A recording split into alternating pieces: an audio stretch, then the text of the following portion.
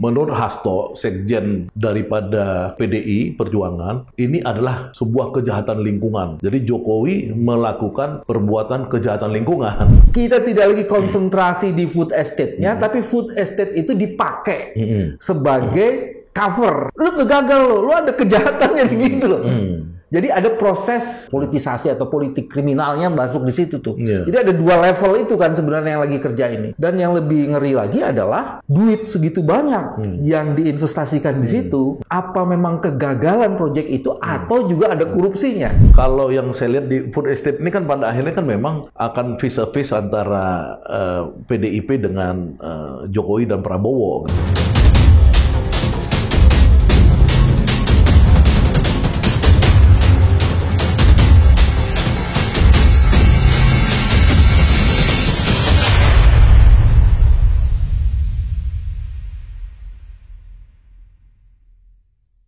Bismillahirrahmanirrahim. Assalamualaikum warahmatullahi wabarakatuh. Teman-teman, jumpa lagi di channel ini. Channel yang ingin terus menjaga kewarasan. Dan hari ini diskusi soal kewarasan kita ini adalah food estate. Narasumber yang hadir kali ini salah satu tokoh yang banyak dikenal dan malang melintang dari satu talkshow ke talkshow yang lain. Sobat Syahganda. Assalamualaikum. Waalaikumsalam warahmatullahi wabarakatuh. Ternyata Depokers ya. Depokers saya. Depokers. Tinggal di pinggir kali Ciliwung. Wah, ya nggak apa-apa sih. Tapi nggak tahu kali Ciliwung Depok masih jernih nggak airnya sama. Iya, waktu Covid jernih. Zaman Covid 2 tahun jernih itu. Jangankan kali, udaranya polusi sekarang kan. Betul. Udara dari tahun 2010 sebenarnya. Iya. 2010 itu rata-rata partikel itu di PM 2,5 itu kita memang dari tahun 2010 sudah sesak napas. Jadi kalau ada orang bilang gara-gara Anies gubernur makanya kemudian polusi, itu pemalsuan data. Oh. Karena di periode Anies justru polusi udaranya lagi dikendalikan ya. Sebenarnya balik lagi. Waktu itu kan premium dihilangkan oleh pemerintah pusat kan. Oleh pemerintah pusat. Karena premium itu bensin premium salah satu yang timbanya besar dan penyebabnya. Jadi sebenarnya orang nggak bisa mengkritik karena itu untung juga buat Jokowi sebenarnya. Dia bisa mengklaim juga bahwa ketika premium BBM premium dihilangkan masuk ke Pertalite, sebenarnya harusnya secara ini polusinya menurun gitu. Presiden sampai sakit, Bos. Sakit ya? Sakit, batuk-batuk. Oh iya. Dan itu dibahas khusus soal itu. Yang bahas para menteri ada sekitar 14-an ini menurut informasi. Iya. Dan kemudian setiap menteri itu rata-rata mobilnya 3 lah. Ada yang 1 for riders, ada motor. Dan itu penyumbang polusi juga. Jadi diskusi polusi, tapi kemudian kelakuannya nyumbang polusi gitu. Tapi itu bisa dilihat ada ini, mungkin ada setting agenda. Karena orang kan mau jual listrik vehicle itu, mobil listrik sama dan motor. Jadi dia ributin soal polusi supaya bisa nekan Sri Mulyani, Menteri Keuangan, agar menganggarkan ada subsidi. Setting agendanya gitu. Walaupun itu kagak nyambung kan sebenarnya kan. Kenapa? Agak nyambung tuh. Yang nyambungnya agak jauh tuh. Karena kan mobil listrik itu diproduksi oleh batu bara juga. Ya itu kan yang korban adalah masyarakat pedesaan. Baik. Ya kan, yang mau dibersihkan adalah masyarakat perkotaan. Itu kan kasihan kan trade off-nya kan. Iya. Kerusakan lingkungan dihajar habis-habisan di daerah-daerah di Kalimantan, di Sulawesi tapi ini kemudian untuk membuat energi terbarukan katanya, tapi kan untuk kota, jadi sebenarnya trade off. Iya. Tapi dari udara sekarang kita mau khusus konsentrasi diskusi soal food estate nih. Food estate. Food estate. Food estate. Food estate. Oke. Ini kan yang menarik ada 3 isu ya. Selain food estate-nya dalam sejarah kita berkali-kali gagal, tapi itu sekarang menjadi dagangan politik tuh, Bos. Tiba-tiba ada sekjen partai yang menyerang ketua partai yang memang kebetulan menjadi menteri yang ngurusin soal food estate. Sebenarnya itu tidak ada urusannya dengan food estate itu yang kedua itu. Terus yang ketiga sekarang diskusi mengenai food estate ini jadi kemana-mana ini kan. Walaupun yang agak lucu di pidato presiden itu tidak dibahas. Nggak dibahas. Kita bahas yang nomor 2 tuh, Saganda. Bagaimana itu? Ya food estate ini kan agenda lama ya, agenda lama dari zaman Pak SBY juga sudah ada. MIFE yang di Papua. Nah, ini kemudian nggak berhasil di zaman Jokowi itu di Kalimantan, ya. Di Gunung Mas salah satu. Gunung Mas ya, dan itu kan sebenarnya tanggung jawabnya adalah tanggung jawab Menteri Pertanian. Tapi kemudian dibebankan juga oleh Jokowi ke Pak Prabowo dengan tema ketahanan pangan. Ya kan harusnya Menteri Pertahanan nggak ada ngurusin ketahanan pangan kan, ini kan dikait-kaitkan ketahanan pangan, akhirnya masuklah Pak Prabowo. Nah ini dianggap gagal karena 600 hektar lahan di sana ditebang-tebangin, dicoba ditanam singkong apa segala ya oleh teman-teman dari LSM lingkungan seperti Walhi, Greenpeace dan lain-lain, itu menemukan di sana kodok-kodok itu, katak ya, kodok itu sudah stres. Karena dulu biasanya kalau mau musim hujan mereka itu bersaut-sautan, iya kan? Nah sekarang penduduk lokal yang dia ada local wisdom yang mengetahui tanda-tanda ada hujan apa segala, itu udah bingung karena kodok itu katanya sekarang tiap hari menjerit. Dia tidak menyambut hujan lagi karena kemarau terus. Ini cerita yang ada di ini kan diungkap oleh teman-teman LSM ini. Jadi ini menurut Hasto, sekjen daripada PDI Perjuangan, ini adalah sebuah kejahatan lingkungan. Jadi Jokowi melakukan perbuatan kejahatan lingkungan. Ya kan? Jadi agak menarik karena yang ngomongin sekjen PDI Perjuangan. Yang kalau dulu kita misalkan mengkritik Jokowi, apalagi Rocky Gerung kemarin mengkritik Jokowi, dia langsung marah. Tapi kenapa sekarang dia balik menjadi oposisi yang paling ekstrim? Ini jadi saya agak lucu-lucu dikit nih mau lihat konsistensi dari PDI kan atau tidak langsung ke Pak Jokowi. Jokowi juga. Jokowi karena dia bilang program presiden tentang food estate. Yang saya tahu tuh ditujukan kepada Pak Prabowo oleh timnya Pak Prabowo di spill tuh. Ini kan programnya Pak Jokowi. Tapi statement utuhnya si Pak Hasto kalau kita lihat itu program pemerintahan Jokowi. Nah makanya kemudian Puan Maharani 2 hari kemudian sedikit menganulir, ya kan itu tusun dia bilang untuk melakukan menjudgment sebelum kita turun ke lapangan. Jadi antara Hasto dan Puan kelihatan beda nih tonnya beda. Okay. Jadi memang ini parah bener ya karena sebenarnya kan gini ya, kehancuran persoalan pasokan pangan kita ini kan karena kegagalan kita mengelola Jawa. Jawa ini kan sebenarnya pusat makanan di sini, pusat food itu harusnya di sini. Ya, terutama Jawa Barat. Tapi kan setelah kita melakukan satu perubahan kota, desa menjadi kota sampai ke Kerawang. Yang Kerawang itu kan tadinya kan pusat pangan. Tiba-tiba dilakukan percepatan untuk penciptaan properti dan lain-lain, dihancurin semua itu desa-desa yang penghasil penghasil pangan itu. Nah dengan jor-jorannya Jokowi membangun infrastruktur jalan tol dan lain-lain ke Pulau Jawa ini, di Pulau Jawa ini, itu juga akan menghancurkan semua. Nah itu kelihatan memang asik gitu ya, kita bisa jalan cepat apa segala. Tapi kan kemudian kita tidak memikirkan dampaknya bahwa itu jadi kota semua. Ketika jadi kota, kita pasti akan shortage soal pangan ini. Nah kita bingung, kita panik, kita mau cari di luar Jawa. Nah di luar Jawa itu hanya orang bisa berladang. Kan beda tuh curah hujannya, lahannya beda. Ya jenis lahannya. Beda, ya. Jadi kalau kita mengejar di Kalimantan seperti sekarang kan buktinya gagal gitu, nggak bisa. Papua dulu ya kan nggak bisa. Ini kita udah kadung tidak ada lagi diversifikasi pangan. Kalau dulu kan kita ada yang makan singkong, getuk, sagu apa. Sekarang kan udah semua beras. Makanya kita selalu harus impor beras karena kita nggak bisa lagi memproduksi di Pulau Jawa ini. Ini problem pokoknya. Nah, kembali kepada food estate tadi, saya pikir memang apa yang disebut oleh Hasto itu memang kejahatan lingkungan.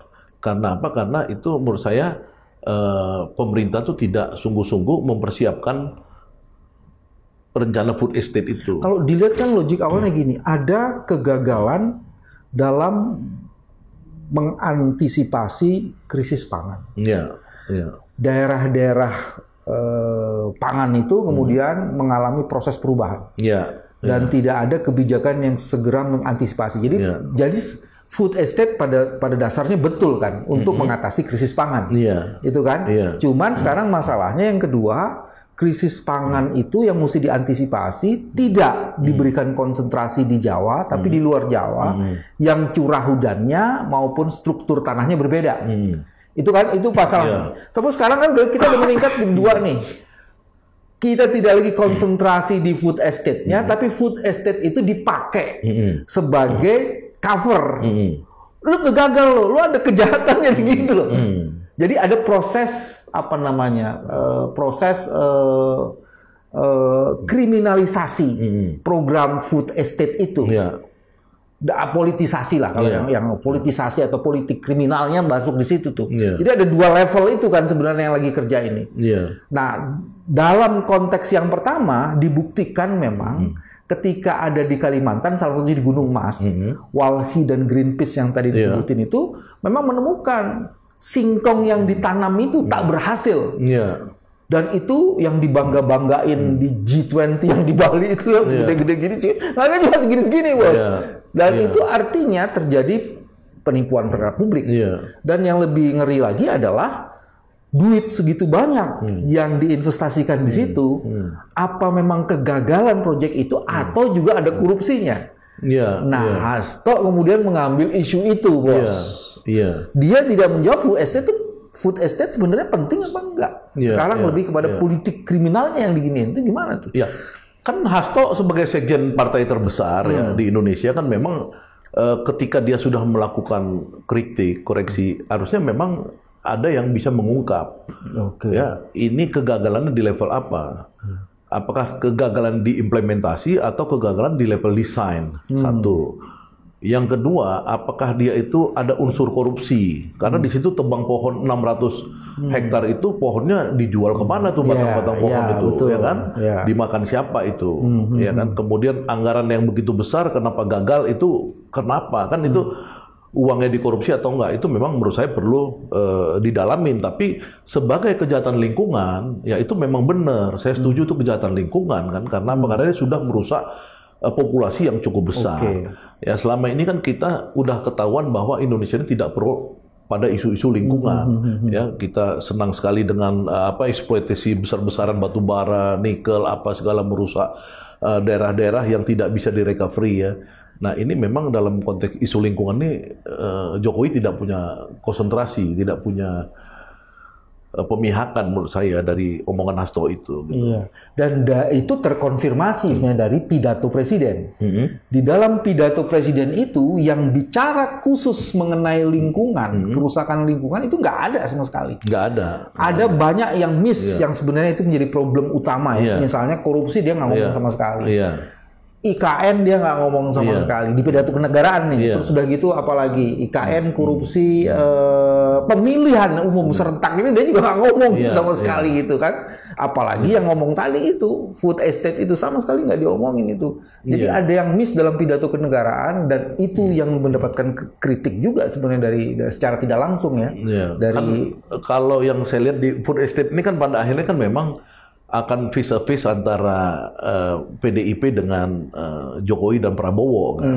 Segitiga memang ya. Karena Jokowi dan Prabowo ini kelihatan kan sudah semakin bersatu ini, semakin kuat persatuannya. Nah PDI ditinggalin. Jadi kelihatan memang ada motif itu. Kita nggak bisa melihat motif Hasto bahwa dia betul-betul sebagai bagian dari koreksi kepada pemerintah, tapi whatever mens rea-nya, latar belakang Hasto ini, tapi itu buat publik penting, ya buat publik penting untuk mengungkap, ya kan, baik mengungkap persoalan food estate-nya sendiri maupun soal politik kita, supaya kita tahu politik ini arahnya kemana.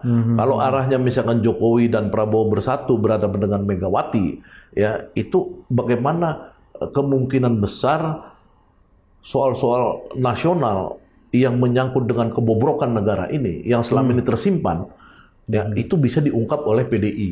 Ini harapan saya gitu, karena PDI kan mengetahui banyak. Misalkan katakanlah apakah Erlangga Hartarto yang ketika dipanggil oleh Jaksa Agung, Kejaksaan Agung maksud saya, kemarin dengan 13 jam diperiksa. Ya, itu kan pasti PDIP punya pengetahuan tentang itu karena Jaksa Agungnya orang PDIP, jangan seperti itu. Kemudian kasus-kasus lain misalkan minyak goreng yang menyangkut dengan kebijakannya Jokowi sampai membuat rakyat ngantri panjangnya bukan main untuk mendapatkan minyak goreng, bukan harga murah, minyak gorengnya pun nggak ada waktu itu, ya kan. Kemudian PDI, Jaksa Agung, Kejaksaan Agung itu tahu tentang skandal itu, kenapa DMO-nya nggak terjadi dan lain, BTS, ya dan lain-lain. Ini banyak PDI banyak tahu tentang kegagalan-kegagalan atau kebobrokan-kebobrokan dari pemerintahan Jokowi yang dia tentu tadinya di dalam itu. Kalau dia split ya melalui Hasto kemarin udah nunjukin, itu rakyat bagus, rakyat harus tahu karena rakyat kan selama ini banyak tertutupin gitu loh, seolah-olah Jokowi ini disenangin 80% survei ya, survei abal-abal nih kan, jadi rakyat terina bobokkan seolah-olah memang bener nih Jokowi ini ini kalau PDI mau reborn sebaiknya ungkap kasus kebobrokan itu. Iya, saya berharap nih Bu Megawati kan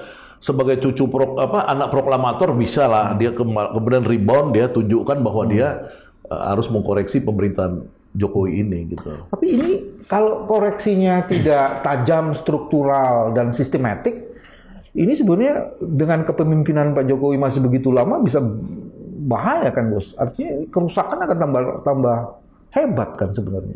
Ya kalau misalkan diungkap itu ternyata akhirnya memang Jokowi ini kebanyakan klaim, ya klaim-klaim keberhasilan, itu kan akhirnya rakyat nggak bisa ditipu lagi karena semakin banyak orang yang mengungkap.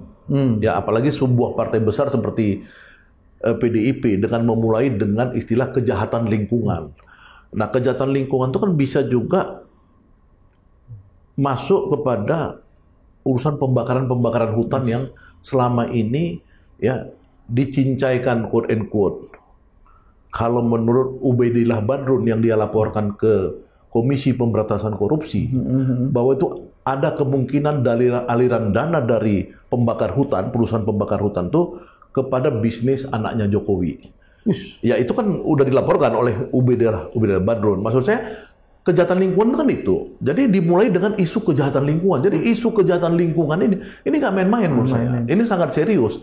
Jadi kita harus memperkuat tesisnya Hasto. Dan kita bila perlu seluruh LSM yang kemarin melakukan research di Gunung Mas di Kalimantan sama di Papua ya. Mendatangi Hasto dan memberikan data kepada Hasto. Ini loh Pak Hasto. Ya kan, ini loh data temuan kami. Ya kami memang sudah ungkapkan ada memang di video klipnya itu tentang kodok-kodok yang tidak lagi suara kodok udah beda, dia nggak nunggu hujan lagi kan. Kalau seandainya Hasto bisa berkolaborasi dengan teman-teman LSM ini ya Greenpeace dan lain-lain, itu maka seluruh potensi kerusakan hutan dan lingkungan dan tambang-tambang kita di era Jokowi itu bisa secepatnya diketahui rakyat. PPATK memang membuat statement tuh Bos, ada green financial crime yang sekitar 1 juta US dollar itu mengalir dana itu ke partai. Memang di situ pertanyaannya ada 3 tuh. 1, kalau benar informasi itu, harusnya kan laporan hasil analisisnya itu ditindaklanjuti itu. Ya itu di Hasto kemarin nyinggung. Iya. Hasto nyinggung soal adanya kemungkinan aliran dana itu ada. Jadi pernyataan Hasto itu sebenarnya dikonfirmasi. oleh terkonfirmasi PPATK. Cuman yang sekarang jadi pertanyaan, penegak hukum yang mana yang udah dikasih itu? Apakah itu Kejaksaan Agung, KPK, atau kepolisian? Itu kan bagian pertama yang mesti dilihat situ tuh. Di mana tindak lanjutnya itu? Terus yang kedua, di tahun politik ini kan bukan tidak mungkin, bukan hanya food estate aja Bos. Yang disebut dengan green financial crime ini kan bisa juga pemberian konsesi-konsesi, lisensi-lisensi. Misalnya pemutihan sekian juta hektar lahan perusahaan kelapa sawit yang menanam kelapa sawit. 3,3 juta hektar. Nah, itu kan semuanya itu ada cuan di situ Bos. Kan? Ada. Nah, itu kan termasuk yang disebut dengan kejahatan lingkungan. Kejahatan lingkungan juga. Mestinya itu ikut dibongkar juga, artinya. Itu makanya harapan kita kepada Hasto ya. Walaupun saya sama Hasto ini kan kadang-kadang beda karena kita di oposisi selama ini, tapi karena dia menurut saya sudah masuk ke politik oposisi, artinya dia melakukan kritik secara keras kepada Jokowi dan tentu di belakangnya Prabowo ada untuk food estate. Menurut saya ini diteruskan aja oleh Hasto. Ya, jadi yang disebut tadi green financial crime ini, ya itu banyak kan. Yang pemutihan 3,3 juta hektar lahan sawit itu kan sebenarnya adalah kejahatan mendudukin lahan negara, ya kan, secara ilegal. Tiba-tiba mau diputihkan, mau diberikan kepada dan pemutihan itu diduga ada harganya. Ada harganya. 5,3 juta ekspor ilegal nikel. Ini kan kemungkinan ada kaitannya dengan hancurnya perusahaan Tsingshan Industry pada Maret 2022. Karena ya? Tsingshan itu kan short trade, dia hampir bangkrut. Ya, itu yang menguasai seluruh tambang kita di mana Halmahera dan di Sulawesi, ya Morowali ini. Itu kan Tsingshan ini, kelompoknya ada kongsi dengan Bintang 8. Saya nggak tahu Bintang 8 ini siapa dan lain-lain, ya kan.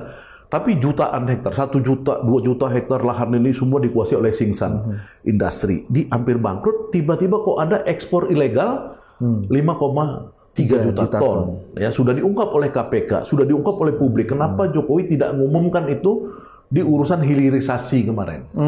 Di pidato kenegaraan dia bicara soal hilirisasi. Tapi itu kan seperti bohong juga karena dia tidak menyinggung ada skandal penyeludupan ilegal, ya kan?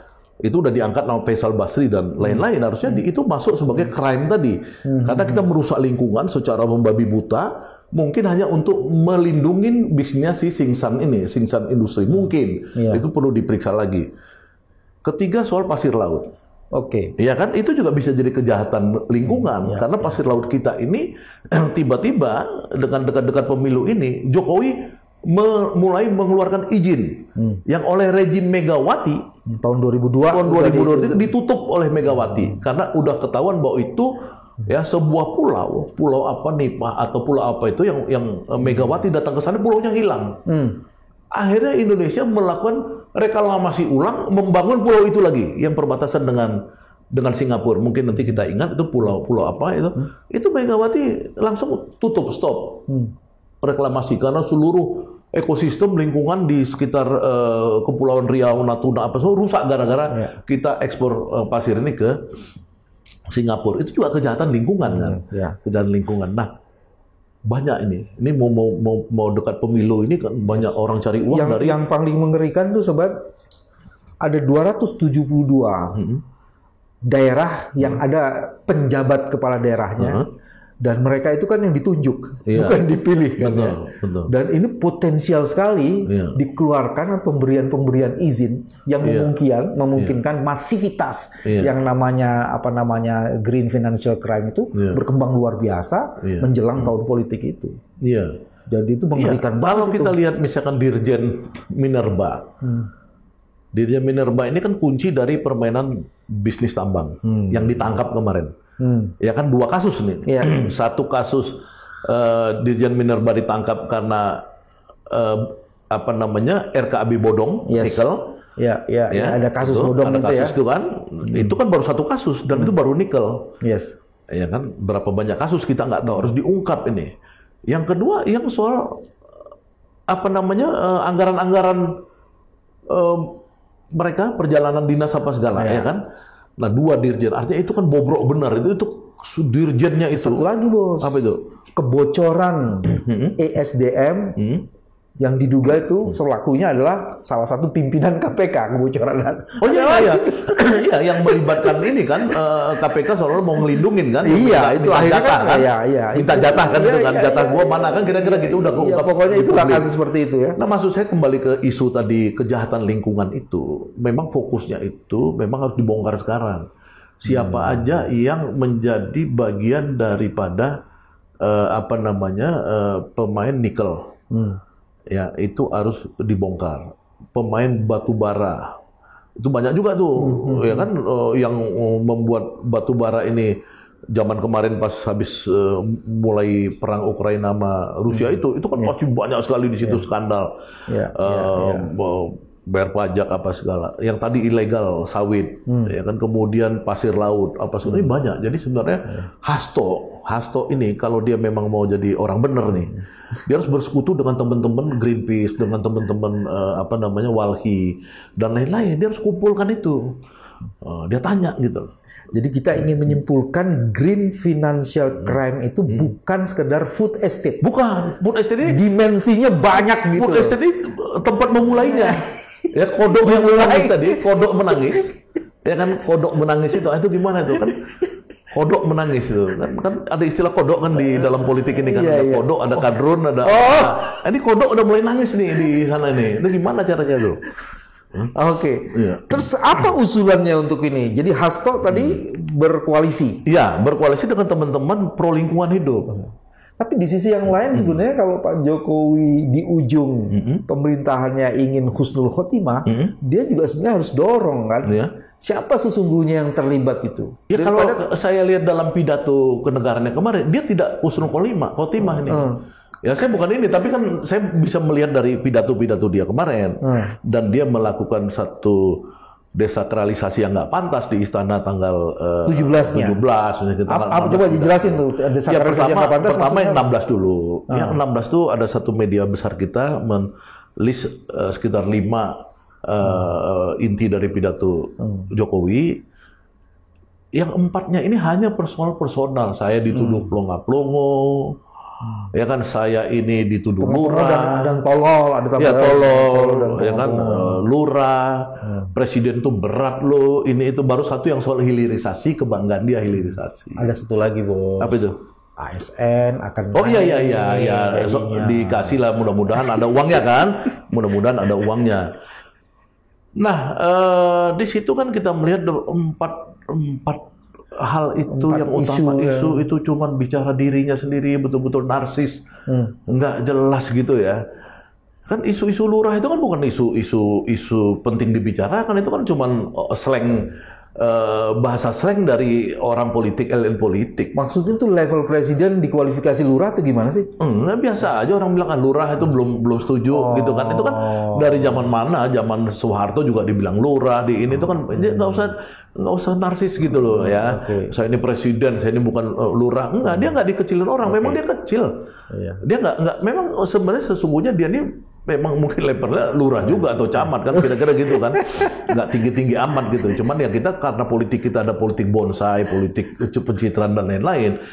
Orang-orang yang misalkan kayak Rocky ya, kayak MH Endo Najib kan disinggung dia di situ, orang nuduh saya Fir'aun, nuduh saya tolol. Yang nuduh dia ini, MH ini sudah menjadi tokoh nasional.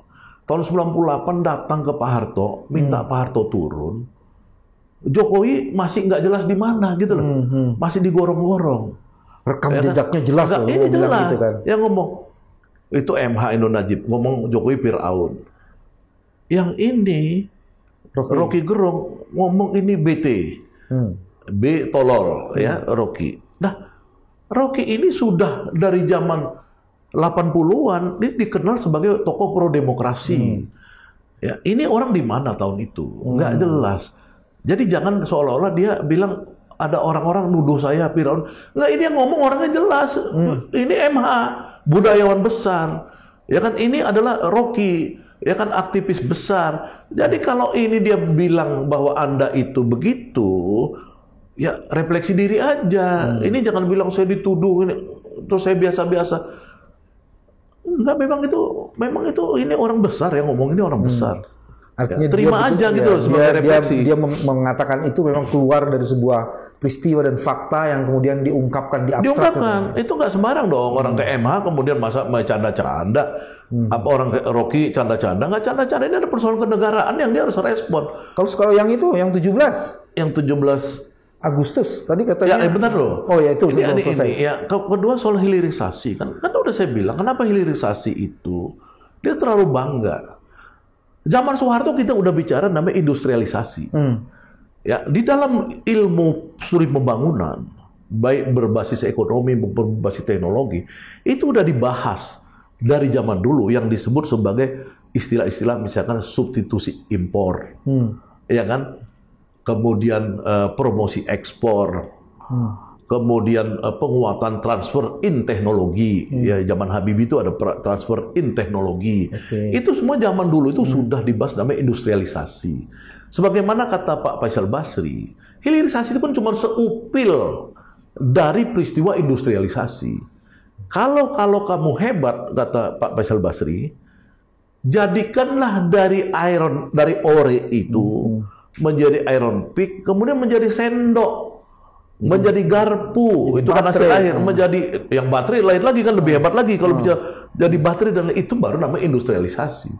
Kalau cuma hilirisasi dan kemudian mensat itu kepada seluruh perusahaan Cina, ya perusahaan hilirisasi Cina itu udah dibantah tuh sama ini Deputy Menteri Menko Invest tuh. Ya, cara membantahnya, dia kan membantahnya angka-angka akuntansi Pak Seto ini. Kalau Faisal Basri kan dia memang holistik, dia mengatakan tentang satu, ya penguasaan lahan nikel oleh Cina. Itu dulu, itu mau dibantah nggak? Bantah dong. Berani nggak Pak Seto bantah itu? Yang kedua, mayoritas perusahaan smelter ini adalah Cina, yang disisain Vale itu kan, yang satu atau dua, lainnya Cina. Dari mulai penilai barang itu, orenya ini berapa kualitasnya, sampai dari mulai pelabuhan sampai ke sampai ke smelter, dari pelabuhan sampai ke smelter, itu kan yang menentukan mereka sendiri, perusahaan-perusahaan Cina ini, kong kali kongnya.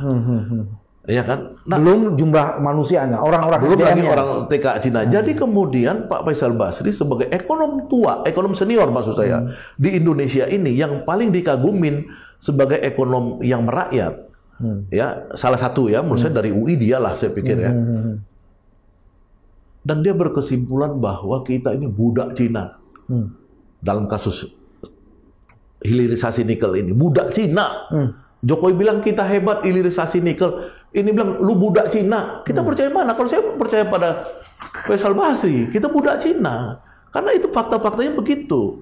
Kita dikuasai seluruh, kita nggak menentukan lagi soal nikel ini dari hulu ke hilir. Yang nguasain itu adalah perusahaan Cina si Tsingshan Industry ini.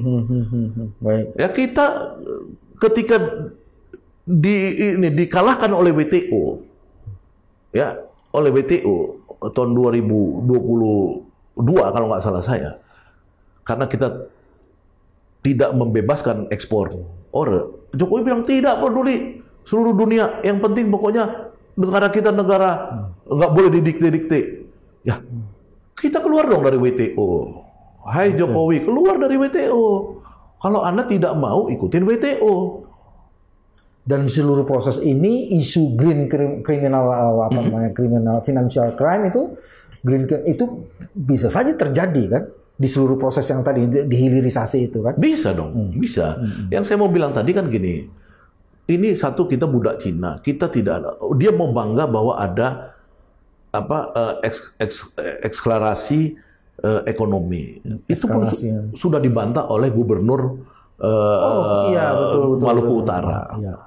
Sudah dibantah oleh ekonom dari Universitas Ternate, kalau nggak salah saya, Herun Ternate itu. Sudah dibantah juga oleh seorang pengamat ekonomi yang langsung terjun ke sana namanya Wowi Mardigu. Dia sudah buat di Bosman. Dia Bosman sudah langsung terjun. Dia bandingkan 10 tahun, 10 years ago, ya, ketika dia ke tempat yang sama, dia bilang ini orang masih makin miskin. Makin miskin, daerah makin kacau. Kasihan, kata si Bosman Mardigu. Kalau kata Gubernur Maluku Utara, Pak, memang betul ada pertumbuhan 27% PDRB, produk domestik regional bruto di Maluku Utara, tapi tidak dinikmatin oleh rakyat kami. Itu yang berkali-kali Anies bilang kesenjangan ekonomi. Kalau kita kaitkan lagi dengan omongan Pak Bosman Mardigu, 50 triliun at least per tahun kekayaan kita dipindahkan ke Cina. Jadi baik yang diomongkan oleh Pak Faisal Basri, Gubernur Maluku Utara, Maluku Utara, Halmahera ya sana ya, kemudian si ini Mardigu, ekonom lokal, itu semua menunjukkan hilirisasi yang dibanggakan Jokowi ini sebenarnya bullshit aja, nggak ada nilainya, nggak ada gitu. Maksudnya secara benefit cost analisis ya itu nggak bagi kepentingan kemaslahatan tuh jauh lah ya, jauh. Nah itu yang tanggal 16 ya kan. Tanggal 17 itu kan dari dulu kita nganggap istana itu sakral. Ya, sakral itu kan maksudnya bukan tempat dangdut. Tahun lalu kan udah tempat dangdut ojo di banding ke. Ya joget-joget hari apa namanya, hari kemerdekaan. Siapa namanya itu si Yoga. Farel Yoga. Kemarin juga apa namanya? Apa namanya nyanyinya itu ngubret apa namanya? Itu judulnya itu apa namanya? Ngebrak apa itu? Rungkat. Apa ya? Artinya apa tuh Pak Bambang bilang apa rungkat? Sebentar, saya cek dulu nih supaya nggak salah nih kan. Ini judulnya itu rungkat TNT-an. Rungkat itu secara bahasa artinya runtuh, tumbang, hancur lebur, roboh. Itu kok frasa kata dari bahasa Sunda. Jadi kalau TNT-an itu habis-habisan. Pokoknya roboh habis-habisan. Nah itu kan menjadi pemberitaan massal kemarin, orang nyanyi-nyanyi apa di sana. Tapi desakralisasi bukannya bagus ya? Jadi tidak harus orang itu kan pesta rakyat itu. Iya, desakralisasi yang bagus tuh kayak Rocky Gerung. Ya kayak seperti si MH. Dia melakukan desakralisasi ya pada apa namanya, pada Jokowi yang dianggap sebagai raja, yang dia itu kebijakannya ya. Adalah 100% benar. Idiom feudalistik itu ya. Itu jadi kalau yang ini justru dia itu menganggap ini punya dia sendiri, negara ini, apa namanya, istana ini gitu loh. Harusnya istana itu sakral dalam pengertian itu memang apa namanya itu acara-acara kebangsaan resmi itu ya resmi lah, nggak ada joget-joget, nggak ada nari-nari ya kemana lah gitu. Ya, itu dibuat untuk upacara, malam tasakurannya gitu boleh ya. Malam tasakuran mungkin dipisahkan ya jauh atau apa gitu. Itu juga untuk apa sih, yang misalnya kayak ojo dibanding lah ini ngomongnya, yang menurut saya sih nggak ini gitu, tidak ada. Semua menteri happy tuh bos. Karena menteri-menteri kita ini kan semuanya itu sekarang udah terhipnotis sama Jokowi, mayoritas. Para pembantu sih. Iya, dia mendudukkan dirinya sebagai pembantu gitu loh. Jadi apa kata Jokowi, dia senang ya. Pembantunya petugas partai maksudnya. Iya, nah ini makanya maksud saya sih sebenarnya yang paling penting kita udah lihat bahwa itu beda desakralisasi dalam pengertian yang dilakukan Rocky Gerung terhadap Jokowi dengan mengatakan kebijakan lo BT dengan ini gitu loh. Ini menurut saya sih perlu kita kesucian kita, orang harus tahu bahwa istana dengan pengibaran bendera merah putih itu harus tetap berlangsung sampai Indonesia ini kalau bubar ya baru, tapi kalau enggak kita bertahan terus gitu loh dengan itu. Dalam seluruh perbincangan kita tadi menghadap-hadapkan Sekjen PDIP yang diduga ini memang atas perintah Bu Megawati dengan Pak Jokowi. Pak Prabowo ada di mana dalam seluruh konteks itu? Kalau pertarungan besarnya ini kan memang antara Mega dan Pak Jokowi menurut saya. Karena Jokowi ini kan presiden dan dia punya seluruh aparatur, punya seluruh sumber daya.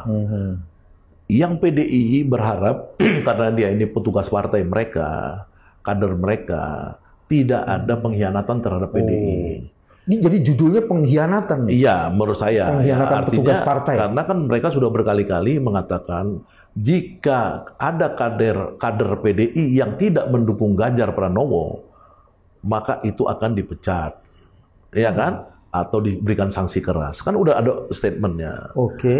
Nah, kalau benar Jokowi ini kader PDI, kenapa sampai sekarang arahnya lebih mendukung Prabowo daripada mendukung PDI? Ya, misalkan menyuruh partai-partai, quote and quote menyuruh partai-partai besar seperti Golkar yang tadinya sudah buat tim teknis dengan PDIP, kemudian PAN yang sudah bertemu dengan Bu Mega itu ketua umumnya, dan itu akhirnya belok mendukung Prabowo. Iya kan? Dan itu diduga tidak mungkin serta-merta karena kepentingan mereka sendiri ya, bukan tidak ada perintah dari Pak Lurah gitu ya. Ya kalau dalam pidato kemarin tanggal 16 itu kan dia bilang di mana-mana ada foto saya dengan calon presiden. Kan itu kan yang paling banyak itu kan dengan Prabowo. Kalau kita lihat di Jakarta ini kan. Enggak, Jawa Tengah tetap dengan Ganjar katanya. Jawa Tengah Ganjar ya. Tapi di yang berbagai... Prabowo udah dicopot. yang Jawa Tengahnya iya. Nah, maksud saya itu kan tidak ada koreksi dari dia. Nggak ada koreksi ya kan dari dia tentang itu. Beberapa indikasi lah anaknya mungkin nanti MK mengabulkan umur 35 tahun untuk Gibran calon wakil presiden dan lain-lain. Ini kan banyak tanda-tanda lah sebenarnya yang kita lihat PDI ditinggalkan oleh Jokowi ya. Nah, itulah kemudian kita lihat reaksi yang keras, paling keras itu kan adalah dari sekjen. Sekjen. Kalau misalkan sekjen udah ngomong seperti itu, mengattack ya, menyerang itu kan pasti restu Bu Mega. Iya. Walaupun sobat informasi terakhir atau perbincangan terakhir itu kemungkinan besar kalau toh usia disetujui jadi 35 tahun, maka Gibran akan menjadi wakilnya Ganjar. Ya bisa jadi, bisa jadi isunya begitu ya. Tapi kalau yang saya lihat Pak Jokowi ditelikung 2 kali. Ya bisa jadi. Tapi ini kan karena ending gamenya belum ending kan. Tapi maksudnya itu pertarungan yang dilihat publik sekarang antara Mega dengan Jokowi kan. Di mana Prabowo itu menawarkan konsesi politik bersama kepada Jokowi. Sementara Megawati menganggap Jokowi sebagai petugas partai. Yang membangkang. Di depan publik diejek-ejek. Ya kan, kalau nggak ada PDI kamu itu jadi apa, ya kan? Nah itu kan banyak lah yang kita lihat beberapa kali Jokowi itu merasa tidak diajak. Ya misalkan ketika penunjukan Ganjar oleh Ibu Mega, terus Ibu Mega mengatakan cawapres urusan saya, tidak ada urusan orang lain. Menteri-menteri yang strategis urusan saya.